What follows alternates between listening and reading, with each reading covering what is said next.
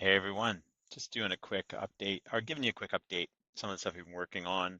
It's been a busy few months here at Sorcery. We've been really plugging into a whole new AI module which we're launching, which I'm pretty excited about. New ways of doing product recommendations and shifting our community search to be natural language to help our verified manufacturers get discovered, but also to help you guys find what you need. So that's one thing, but there's a couple of little changes we've made that I thought I'd share. One big one that I wanted to go over today was our history. I think we've had an history with undo and history for a long time. We've been trying to resolve. It's a relates to some bigger structural changes we're making in the background, so that's why it's been so delayed. But I'm in an active project right now, and this is something I would just never do. I'm just going to go through here and just go ahead, delete a bunch of manufacturers, maybe change one or two, right? And make that 3G, which is completely inappropriate.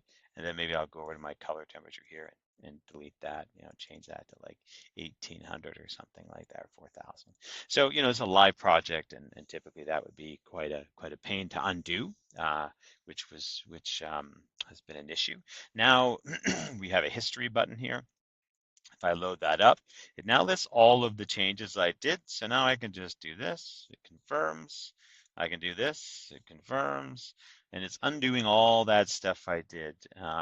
In the future, we will have the ability to check these off and do them independently, just like Photoshop. So we're kind of, the Photoshop history tool is kind of our North Star, and that's what we're working towards. So now I can just go through and I can quickly update and undo all of that stuff that I did. It gives me good confirmation and everything like that, which is great. So the biggest change we're making in the future is really just so now everything's back to what it was previously. One of the big changes is we're not going to be storing this in the browser anymore. So right now, the only problem with it still is, so I do that.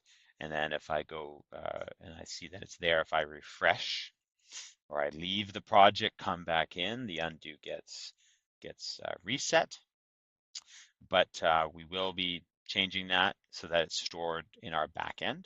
That's happening in the background right now. And then once we store it in the backend, what's cool about that is we can also start saving who did the edits on what date.